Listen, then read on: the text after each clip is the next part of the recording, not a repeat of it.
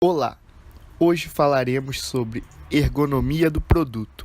Esta é mais uma videoaula baseada no livro Ergonomia, Projeto e Produção, de Itiro Ida, e foi feita pelos alunos da disciplina de Engenharia do Trabalho da UFRJ.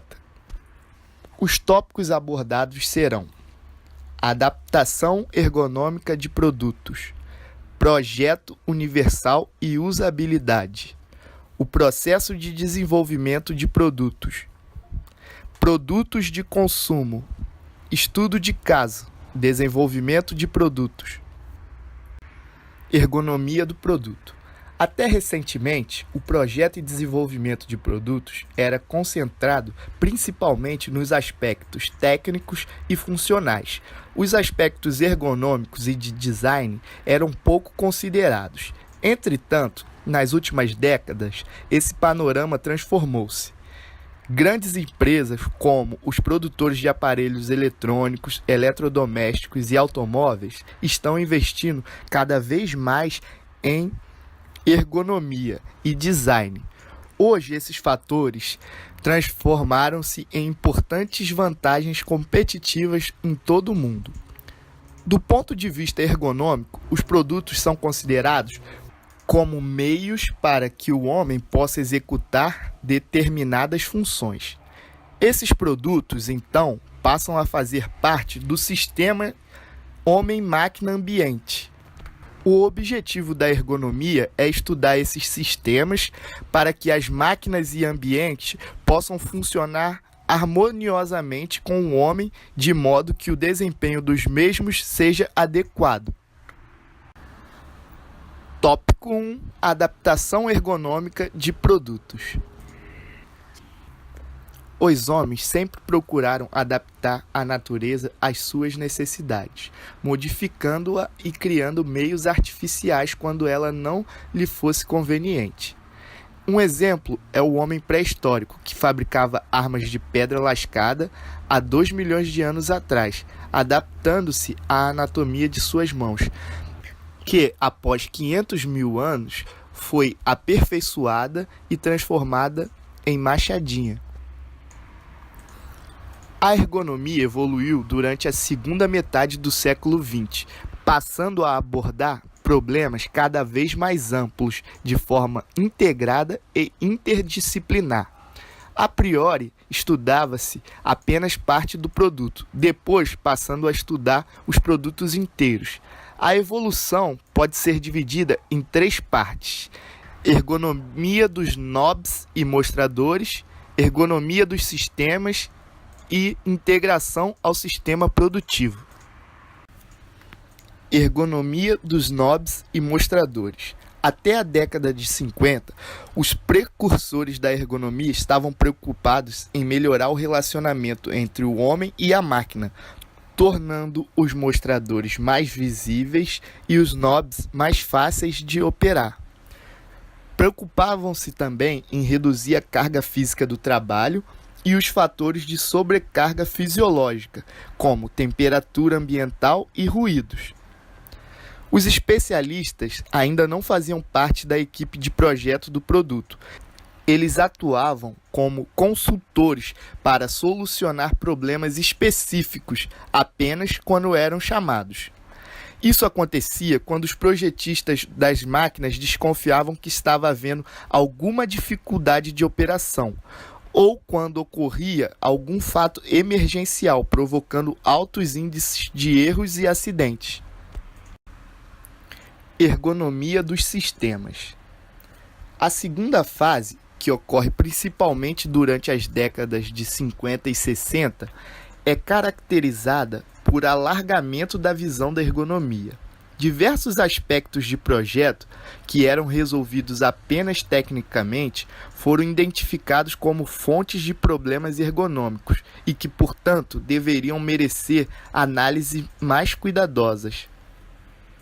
Não se tratava mais de melhorar apenas os controles e mostradores, mas saber qual era a função do homem nesse sistema.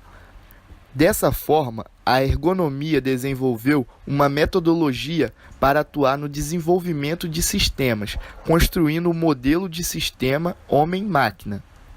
Apesar dessa evolução, esse sistema era visto quase sempre como uma unidade isolada de produção, como um posto de trabalho, nem sempre integrado ao sistema produtivo como um todo. Integração ao sistema produtivo. Com o crescente reconhecimento da importância da ergonomia nas empresas, sobretudo a partir da década de 70, ela passou cada vez mais a figurar formalmente no organograma das empresas.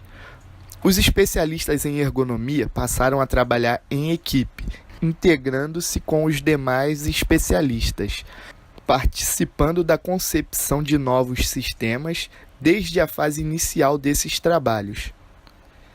E o termo sistema passou a ter uma acepção mais ampla, podendo abranger a ação coordenada de centenas e até milhares de trabalhadores e máquinas, formando verdadeiros macrosistemas. Esse novo tipo de abordagem é conhecida como macroergonomia. Características desejáveis dos produtos. Do ponto de vista ergonômico, todos os produtos, sejam eles grandes ou pequenos, simples ou complexos, destinam-se a satisfazer certas necessidades humanas e, dessa forma, direta ou indiretamente, em contato com o homem. Então, para que esses produtos funcionem bem em suas interações com os seus usuários ou consumidores, devem ter as seguintes características básicas. Qualidade técnica. É a parte que faz funcionar o produto do ponto de vista mecânico, elétrico, eletrônico ou químico, transformando uma forma de energia em outra, ou realizando operações como dobra, corte, solda e outras.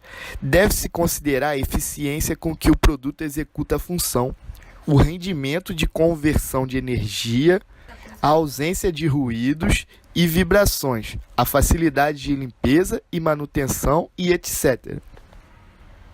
Qualidade ergonômica. A qualidade ergonômica do produto é a que garante uma boa interação do produto com o usuário. Inclui a facilidade de manuseio, adaptação antropométrica, fornecimento claro de informações, facilidade de navegação, compatibilidade de movimentos e demais itens de conforto e segurança. Qualidade estética. A qualidade estética é a que proporciona prazer ao consumidor. Envolve a combinação de formas, cores, materiais, texturas, acabamentos e movimentos, para que os produtos sejam considerados atraentes e desejáveis aos olhos do consumidor. As três grandes qualidades do produto são genéricas e estão presentes em praticamente todos eles. Em cada tipo de produto, há naturalmente uma ou outra que pode predominar sobre as outras. Por exemplo, um motor elétrico, provavelmente a qualidade técnica seja mais importante. Já um alicate ou outro tipo qualquer de ferramenta manual, os aspectos ergonômicos podem ser predominantes. Objetos de decoração predominam a estética.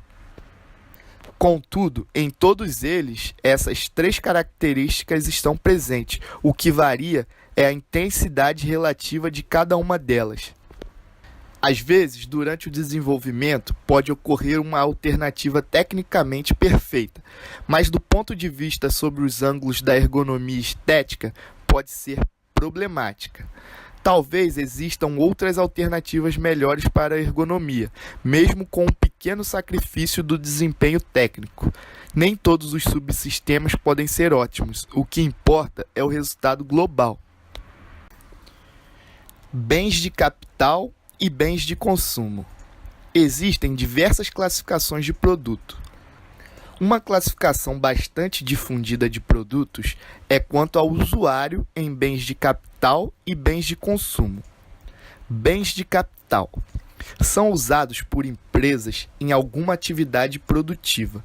Exemplos: máquinas e equipamentos como prensas, tornos e fresas. Geralmente são adquiridas por empresas, operadas por trabalhadores especialmente treinados e têm em volta deles várias pessoas que apoiam seu funcionamento, como os ferramenteiros, analistas de trabalho e técnicos de manutenção. dificilmente são usados de forma diferente daquela que foi programada pela empresa e prevista pelos seus fabricantes. A qualidade técnica é dominante em seu projeto e sua renovação é ditada principalmente pelos avanços tecnológicos. Bens de consumo são usados por indivíduos, geralmente no âmbito doméstico. Exemplos: eletrodomésticos, móveis e brinquedos. O seu uso e manutenção não é tão regular quanto aos bens de capital. Muitas vezes são usados de forma errada por pessoas que não foram treinadas para a sua operação e manutenção. Portanto, esses bens estão sujeitos a um uso mais irregular, menos sistemático e, inclusive, a uso não previstos pelo fabricante.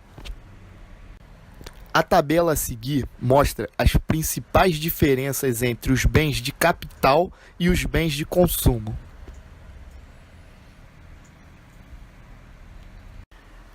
Tópico 2: Projeto universal e usabilidade.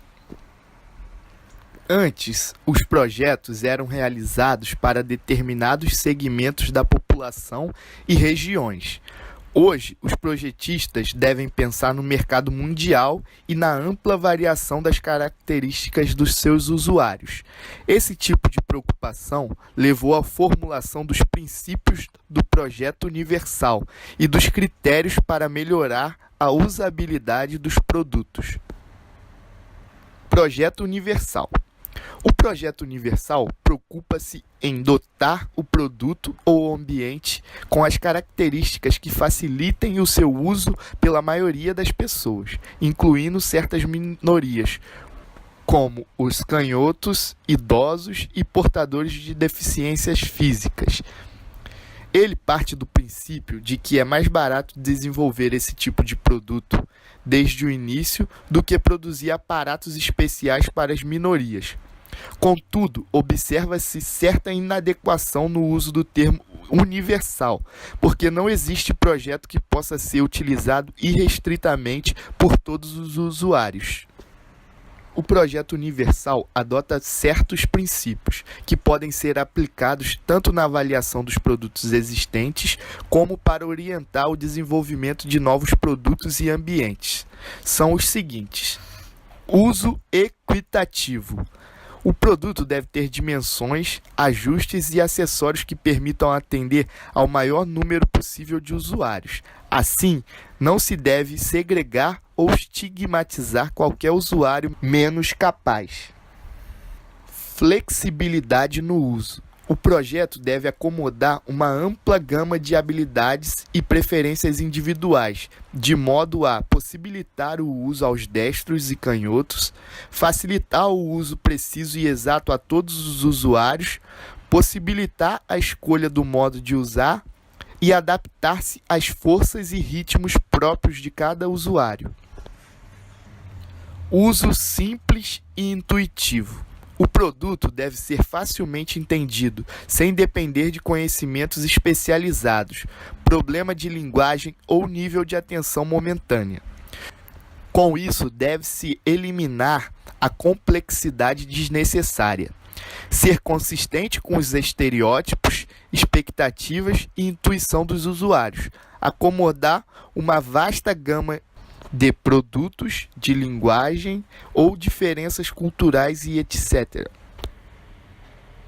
Informação perceptível. As informações devem ser efetivamente comunicadas aos usuários, sem depender de habilidades especiais dos mesmos, mesmo sob condições ambientais adversas. Esse princípio apresenta as seguintes diretrizes: apresentar as informações essenciais com redundância, melhorar a visibilidade com contrastes e texturas, compatibilizar a natureza da informação com o meio utilizado na transmissão e tornar as informações perceptíveis aos deficientes sensoriais. Tolerância ao erro. O projeto deve minimizar os riscos e as consequências adversas das ações involuntárias ou acidentais. Para isso, deve-se reduzir a sensibilidade exagerada dos controles, arranjar os controles de forma lógica isolar ou proteger aqueles perigosos e desencorajar ações inseguras em tarefas que exijam habilidade e vigilância. Redução do gasto energético. O projeto deve evitar superdimensionamento desnecessário, que levem a maiores gastos energéticos. Sempre que possível, o corpo e o membro do usuário devem ser mantidos na posição neutra, livre de estresses. Espaço apropriado. O dimensionamento das máquinas, equipamentos e espaços de trabalho devem ser apropriados para acesso, alcance e manipulação, independente do tamanho do usuário, sua postura ou mobilidade. Os dispositivos de informação e controles manuais devem ser acessíveis ao usuário sentado ou em pé. Usabilidade significa facilidade e comodidade no uso dos produtos, tanto no ambiente doméstico como no profissional. Os produtos devem ser amigáveis, fáceis de entender, fáceis de operar e pouco sensíveis a erros. Exemplo: quando sentamos em uma cadeira bem projetada, sentimos conforto e parece que somos bem recebidos. Em outros casos, há cadeiras que nos agridem e parece que querem nos expulsar devido a uma relação não amigável com o objeto. A usabilidade relaciona-se com o conforto, mas também com a eficiência dos produtos. Por exemplo, ao manipularmos um controle de TV, podemos sentir conforto na pega e os botões serem suaves ao toque. Contudo, pode acontecer que esses botões estejam muito próximos entre si, provocando acionamentos errados. Em outros casos, a distribuição das funções pode estar confusa, provocando frequentes erros. A usabilidade depende da interação entre o produto, o usuário, a tarefa e o ambiente. Assim, o mesmo produto pode ser considerado adequado para uns e insatisfatório por outros, ou adequado em certas situações e inadequado em outras. Princípios da usabilidade. Existem alguns princípios para melhorar a usabilidade dos produtos. O primeiro deles é evidência. A solução formal do produto deve indicar claramente a sua função e o modo de operação. Por exemplo, a porta de vidro de um edifício público deve ter uma clara indicação se ela deve ser empurrada ou puxada para abrir-se. A evidência reduz o tempo de aprendizagem e facilita a memorização, além de reduzir os erros de operação. Consistência. As operações semelhantes devem ser realizadas de forma semelhante. Isso permite que o usuário faça uma transferência positiva da experiência anterior adquirida em outras tarefas semelhantes. Por exemplo, as pessoas estão acostumadas a abrir a porta de casa e do carro. Ao deparar-se com um novo produto que tenha uma porta, ele provavelmente tentará abri-lo da mesma forma. Capacidade. O usuário possui determinadas capacidades para cada função, que devem ser respeitadas. Essas capacidades não devem ser ultrapassadas.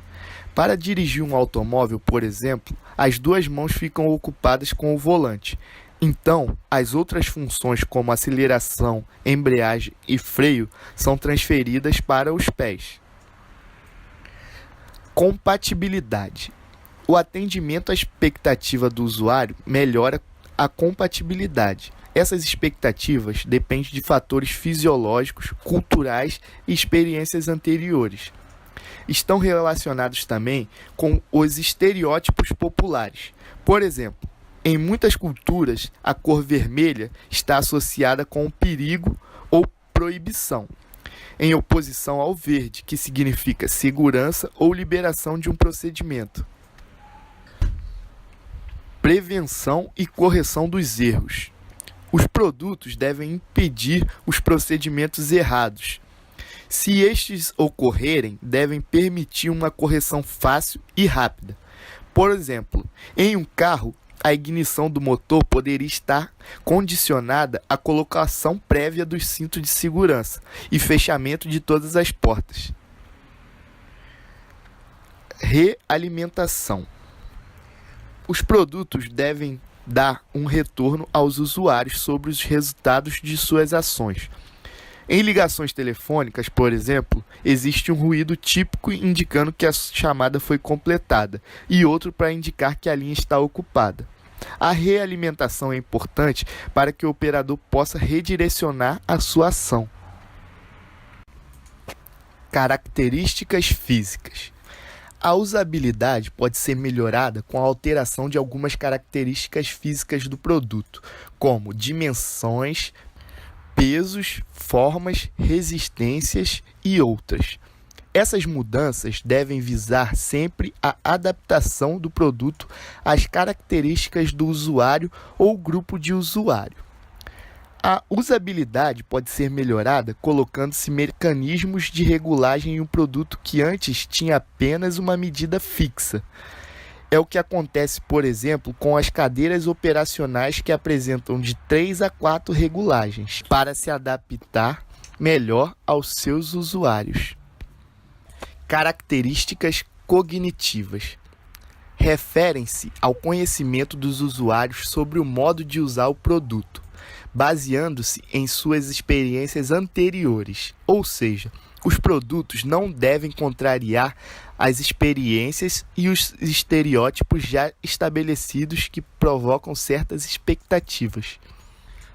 Por exemplo, nosso estereótipo para abrir uma porta é girar a alavanca para baixo, maçaneta para a esquerda ou puxar uma alça.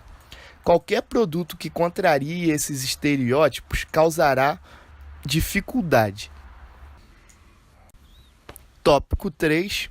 O processo de desenvolvimento de produtos. O processo de desenvolvimento de produtos envolve um conjunto de atividades que levam uma empresa ao lançamento de novos produtos, ao aperfeiçoamento daqueles existentes. O desenvolvimento de produtos é um problema complexo, envolvendo o trabalho de diversos profissionais. Deve incluir também, sempre que possível, especialistas em ergonomia, desde as etapas iniciais do projeto. Às vezes, fica muito mais difícil e caro corrigir um defeito do que procurar alternativas para preveni-lo desde o início.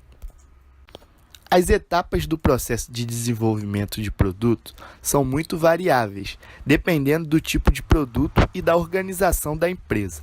Algumas empresas enfatizam características técnicas, enquanto outras, aquelas ergonômicas ou estéticas. Outras ainda se concentram na redução dos custos, mesmo com o sacrifício da qualidade. Existem ainda as empresas que simplesmente copiam os produtos das outras, sem ao menos saber por que eles têm determinadas características. Em todos esses casos, o juiz final será o consumidor. Portanto, em qualquer projeto de produto, é importante saber o que os consumidores querem, quais as características que eles valorizam e quanto estão dispostos a pagar. De uma forma geral, o processo de desenvolvimento de produtos pode ser representado como na seguinte tabela.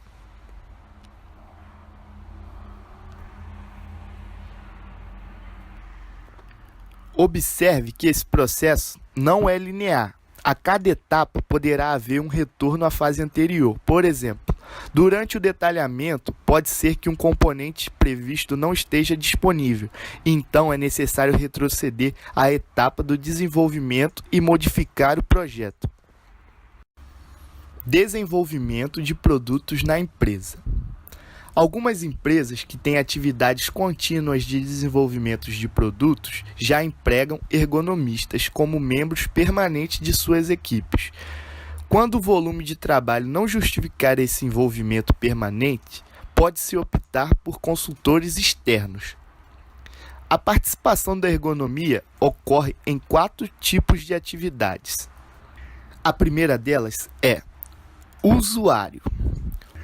O conhecimento do perfil dos usuários, suas necessidades e valores são fundamentais para definir as características consideradas úteis e na formulação dos critérios de usabilidade. Utilidade do produto. Um produto é útil quando executa as funções ou tarefas que o consumidor precisa.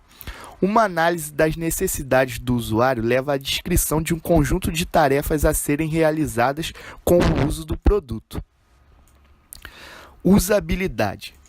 Formula certas metas de desempenho para o produto. Essas metas são usadas durante o desenvolvimento do projeto, para avaliar a formulação das alternativas. São usadas posteriormente para avaliar o projeto da interface e realizar testes de usabilidade em protótipos. Interface com o usuário. A análise da interface localiza a atenção sobre o usuário interagindo com o produto, procurando respostas para as seguintes perguntas: qual é a utilidade do produto e como se usa o produto? O conceito de utilidade, usabilidade e interface com o usuário são formulados logo no início de cada projeto. Eles são mantidos como pontos de verificação em todas as fases do desenvolvimento do projeto. Tópico 4. Produtos de consumo. Os produtos de consumo, ou bens de consumo, movimentam grande parte da economia mundial. Eles se classificam em perecíveis e duráveis. Aqui trataremos apenas dos bens duráveis. Consulta aos clientes. Consultar os clientes significa ouvir os usuários ou consumidores do produto para se descobrir as características que eles consideram desejáveis. É um processo sistemático, considerado como uma das etapas obrigatórias no desenvolvimento do produto. Essa é uma forma segura de reduzir os riscos no lançamento de novos produtos. Os projetos de produtos eram realizados a portas fechadas. A própria equipe interna da empresa encarregava-se do produto baseando-se em algumas suposições. Nesse processo, a empresa pode tomar decisões aparentemente lógicas, mas também pode cometer grandes enganos. Desenvolvimento participativo. É aquele feito com consulta sistemática aos usuários potenciais do produto. Eles são convocados para contribuir na concepção, design e avaliação de novos produtos. Por exemplo, a Philips tem um cadastro de testadores para seus barbeadores. Eles são selecionados pelos seguintes critérios: são usuários dos barbeadores, são exigentes com os barbeadores, têm sensibilidade ao desconforto de barbear e são capazes de expressar claramente o que sentem. O levantamento das informações das características do produto são feitos com entrevistas ou questionários. Podem ser contemplados com 2 tipos de atividades: observação in loco, que é feita com o cliente usando o produto em condições reais, e grupo de foco, que é constituído de 6 a 10 pessoas que emitem opiniões e comentários sobre os produtos. Pesquisa das características do produto.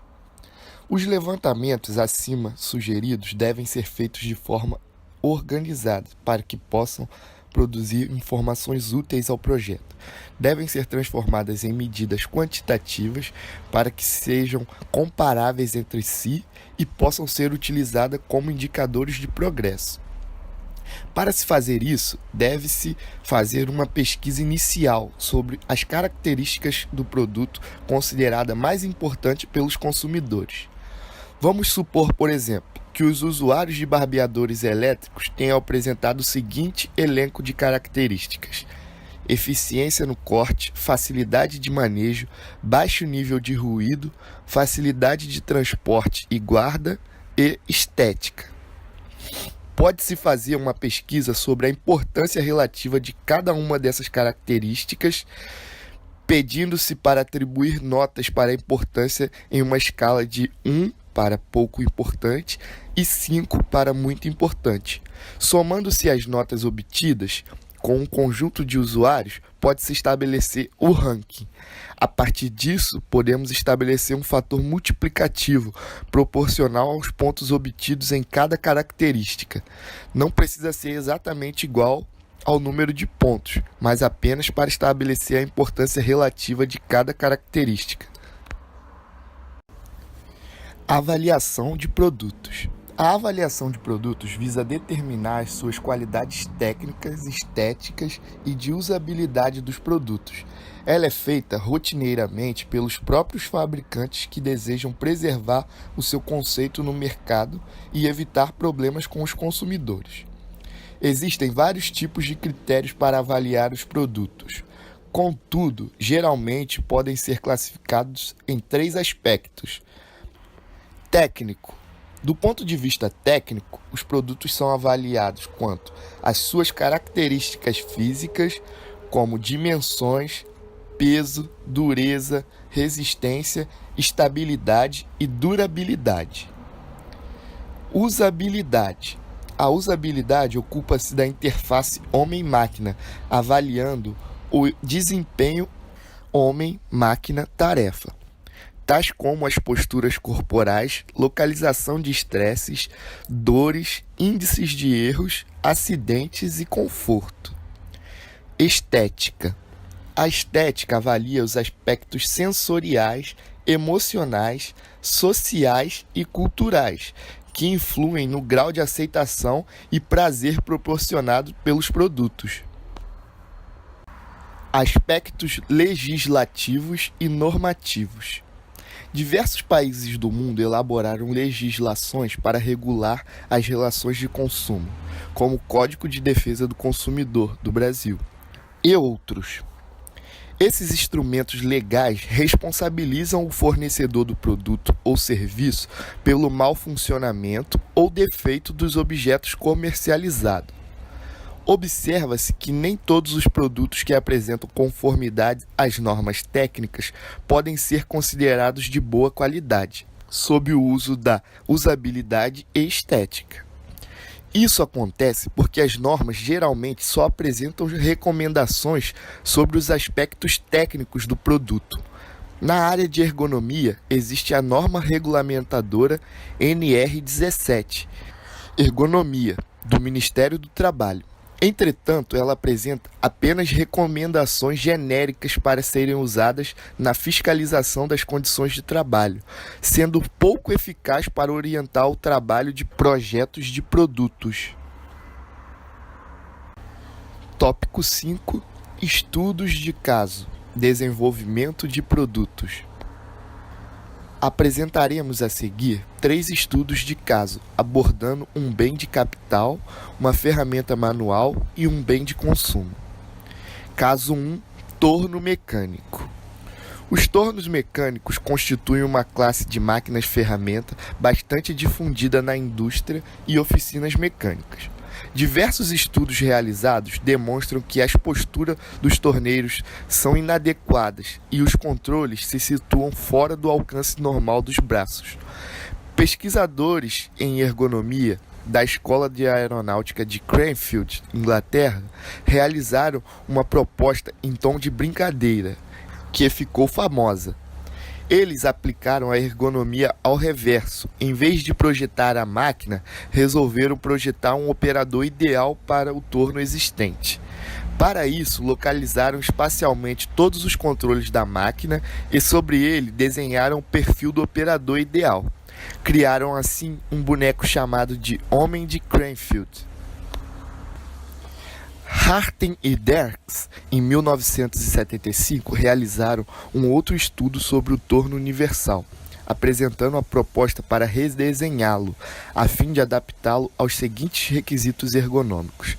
A altura do torno deveria ser adequada à altura do operador. O torneiro deveria trabalhar tanto de pé como sentado. Os movimentos do controle deveriam seguir os padrões normais dos movimentos dos dedos, mãos, antebraços, braços e ombros, em torno de suas articulações. O operador deveria ter visão sobre o ponto de contato da ferramenta com o material sem necessidade de inclinar a cabeça para frente.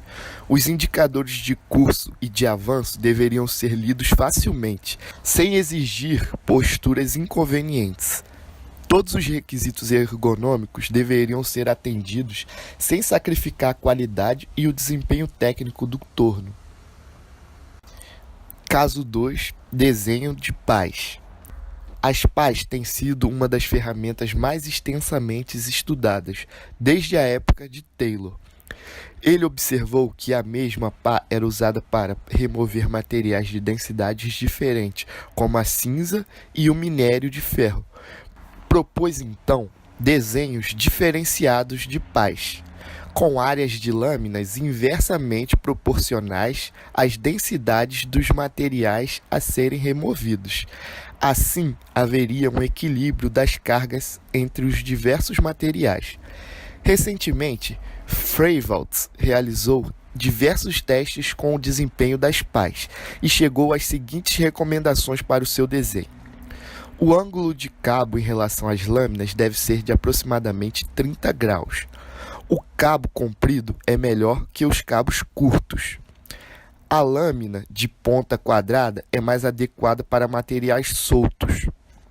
A lâmina de ponta arredondada é mais adequada para materiais aglomerados ou para escavar.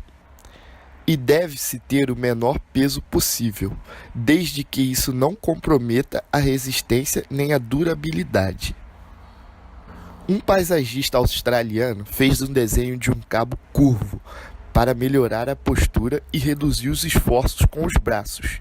A pá foi construída totalmente em aço, a custo 50% superior à de uma pá convencional, porém com uma maior durabilidade. Um protótipo foi testado na Universidade Tecnológica de Queensland. Confirmou-se a melhoria da postura. A energia gasta em tarefas de carregamento de areia foi reduzida em até 30%. Proposta semelhante foi feita por Degani, que acrescentou uma pega auxiliar ao cabo da pá. Essa pega se situa-se perpendicularmente ao cabo e pode girar até 30 graus, a fim de reduzir a tensão sobre o punho. A distância entre essa pega e o final do cabo é ajustável para ajustar as diferenças antropométricas. Os testes realizados em laboratórios com medidas das atividades musculares mostraram a superioridade do desenho proposto, principalmente porque reduzia as inclinações do corpo. Caso 3. Jarras domésticas. Um trabalho dos pioneiros de avaliação de produtos domésticos de consumo foi realizado por Floyd, Harding, Kirk e Ward, na Inglaterra.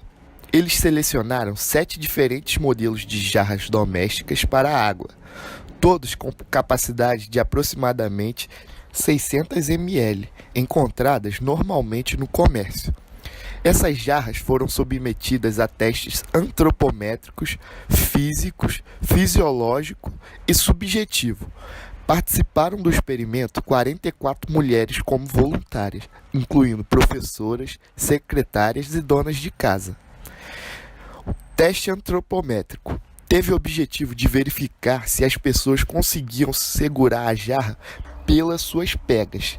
Para isso, foram realizadas medidas de largura da mão direita dos sujeitos, abrangendo os 4 dedos, exceto o polegar. As medidas variaram de 5,05 em até 7,05 centímetros. Portanto, a largura mínima da pega deveria ser de 7,05.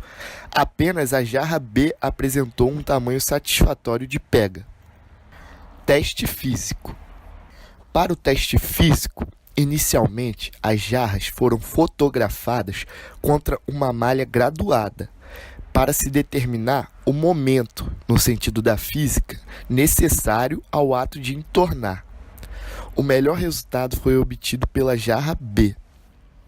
A segunda parte do teste físico constituiu em encher as jarras de água e entornando-as de 10 em 10 graus, medindo o volume da água entornada. Entre estas, a jarra B foi a considerada a que melhor entornou lentamente. Portanto, a jarra foi considerada a melhor nos critérios físicos. Teste fisiológico. Durante o ato de entornar as jarras, foram feitos registros eletromiográficos dos músculos flexor e extensor do punho. Se essas atividades musculares forem pouco intensas, indicam que as jarras podem ser facilmente controladas e, portanto, oferecem maior conforto. As jarras B, F e G colocaram-se respectivamente em primeiro, segundo e terceiro lugar, sendo que os piores resultados foram apresentados pelas jarras C e D. Teste subjetivo. As jarras foram avaliadas subjetivamente quanto à facilidade de manejo quando cheias, vazias e durante o ato de entorná-las. Foram solicitadas também opiniões sobre a estética, forma, cores, decoração e facilidade de limpeza. A jarra B obteve as melhores avaliações quanto ao conforto, mas ficou em quinto lugar quanto à estética. Os piores resultados foram atribuídos às jarras G, D e C. Obrigado. Essa foi mais uma aula do nosso canal.